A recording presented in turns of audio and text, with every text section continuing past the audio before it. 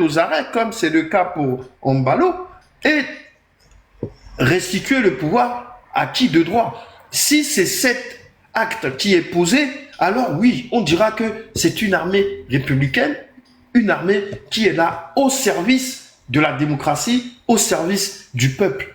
Si ce n'est pas le cas, et que maintenant, eux, ils décident de rester au pouvoir pour X et Y raison, ça serait très fâcheux, ça serait très malheureux. Et nous pourrons dès lors commencer à penser à encore cette satanée France-Afrique.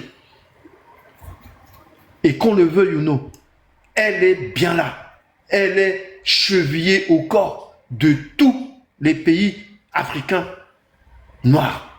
C'est ça la vérité.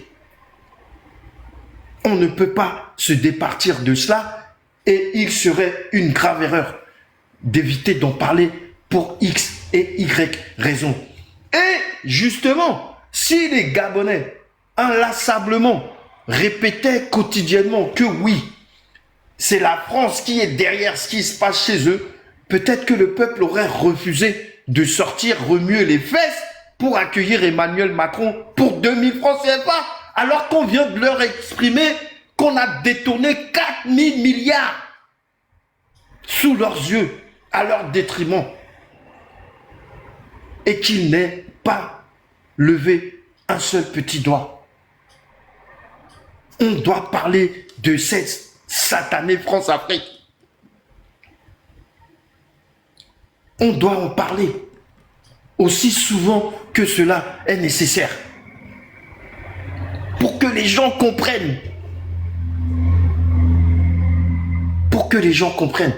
Et c'est ce système qui a permis à Talon de modifier la constitution du Bénin et qui lui assure encore 7 ans de pouvoir et potentiellement 7 ans de plus.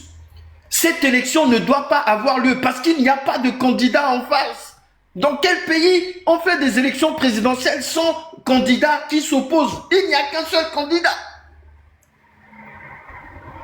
Et c'est pas normal. Hein? C'est pas normal. Et au Bénin, on arrête aussi les gens quand tu parles trop.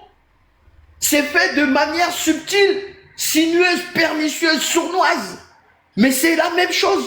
Les Béninois sont apeurés. Ils refusent de parler sur le territoire. Tout le monde cherche à fuir. Hier, j'étais dans un live de nos frères béninois. Ils cherchent à fuir. Les gens se déguisent en moutons. J'ai vu une vidéo tout à l'heure. Des Maliens qui se déguisent en moutons pour quitter le pays et rentrer en Espagne. Dans une cargaison une marchandise de moutons. Ça m'a fait marrer. C'est pas de l'intelligence artificielle, ça. Non! Ah bon? Ils sont déguisés en moutons. Oui, j'ai vu la vidéo. Mais attends. Moi, je veux dire, Soninké, là, surtout Soninké, Neguez France. On t'a yonné, Neguez France. C'est la France ou rien. Ils veulent tous quitter le continent, là. Ah, mais vous savez pas ce qui est en train de se passer? C'est orchestré. Ils font tout pour que les Africains quittent et qu'eux viennent nous prendre la place. Même au Congo, maintenant, il y a des Libanais qui vont se présenter aux élections présidentielles. Au Congo. Ah, mais faut mettre ça là. Faut mettre ça et Diolo. Dis-nous là, Moi, je vais faire AVC. Parce que, c'est tellement gros comme une maison qu'on revue.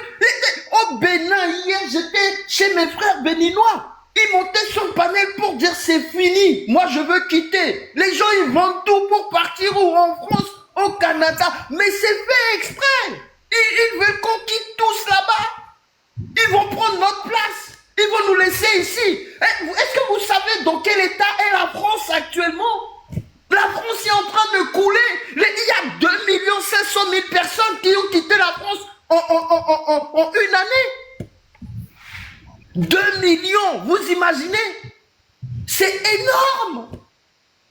Les Les Français sont partis en Belgique, au Canada, aux États-Unis, en Irlande. Ils quittent la France. La France est foutue. Même l'Europe est foutue. L'Europe est en train de s'écrouler. Ces locodèrnes vont aller en Afrique. Ils vont prendre notre place. Ils vont nous envoyer ici. Et on n'arrive pas à voir ça. On doit aller se battre pour nos continents. Tous les Africains doivent rentrer chez eux. Les Algériens ont commencé. Les Sénégalais ont suivi. Ils rentrent. Ils ont compris. Les Tunisiens aussi. Ils commencent à rentrer. L'Europe est terminée. C'est fini. C'est la fin d'un cycle. On est en train de changer d'époque. C'est ça l'année du Verseau, non? On ne dit pas l'année du Verseau.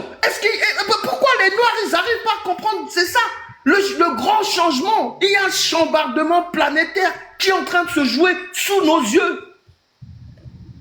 2 millions de Français qui ont quitté la France. Est-ce qu'ils sont devenus fous? Non, ils commencent à voir. Les gens ouvrent les yeux.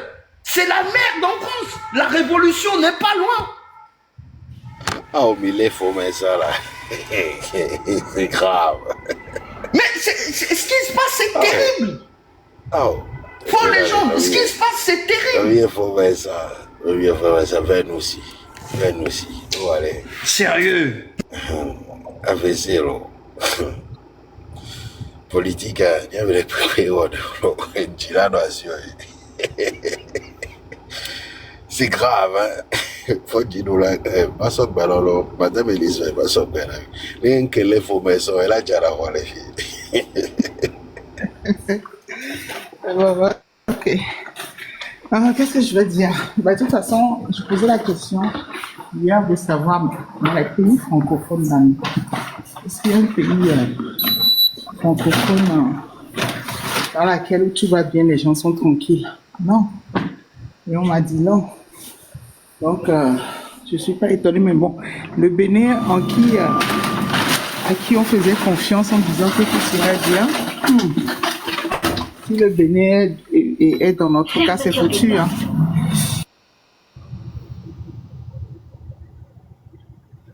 Donc, voilà. Venez, allez.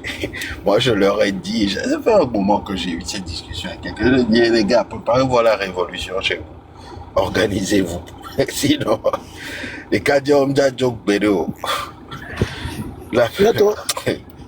Micro en d'autres là, bientôt. En fait, Monsieur Messan, bon, il faut se calmer un peu parce que bon, on a quand même besoin de toi pour cette lutte. Il faut comprendre quelque chose en Afrique. Hein. En fait, ce que Messan est en train de dire, c'est très important parce que c'est comme si nous y a mes lucides, c'est légende. Alors c'est au Messan, les Nekumiamoko, les panels a dit les filles, c'est des choses qui font le cœur. Ça fond vraiment le cœur parce que en fait quand tu vois aujourd'hui cette bande du Nil jusqu'à l'autre côté de l'Afrique, vous verrez qu'ils sont en train de déposséder l'Afrique. Et ce qui est triste, c'est que soit dirigeants que nous avons participent à ça. Depuis 1960, après la guerre, je peux parler après la guerre, à part l'Europe, ce qui s'est passé, les conflits qu'on a eu au Kosovo, en Moldavie, et en Yougoslavie, ouais, c'est ça. Après, à part ces conflits, l'Afrique est le premier continent qui héberge aujourd'hui plus de 80% des conflits. Vous voyez?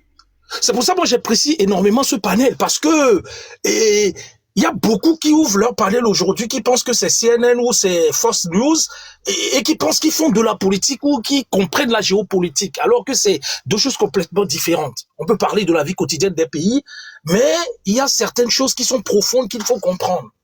L'Afrique, en elle seule aujourd'hui, héberge 80% des conflits mondiaux. C'est triste. Regardez tout récemment le forum où je ne sais pas ce qu'ils ont fait à Luanda, où on a vu cet imbécile de Van der Leyen, ou je ne sais pas comment il s'appelle. Regardez le cinéma qu'ils sont venus pondre à Luanda aujourd'hui. Et je crois que c'est la semaine dernière ou il y a quelques jours de cela. Ils sont en train en Angola. Ouais, en Angola, voilà. cette mascarade là.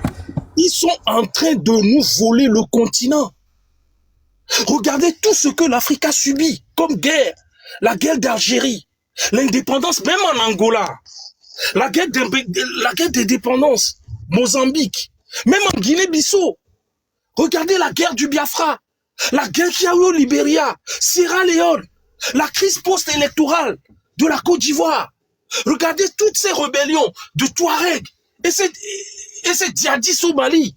Le génocide qui s'est passé au Rwanda, la guerre civile de Burundi, la première et la deuxième guerre mondiale qui s'est passée dans les deux Congos, les conflits qu'on voit aujourd'hui à Kivu, au RDC, la guerre civile qu'on a eue en Éthiopie, en Somalie, Éthiopie, la guerre civile angolaise, Mozambique, la crise actuellement au Soudan. Mais c'est triste ce qui se passe en Afrique.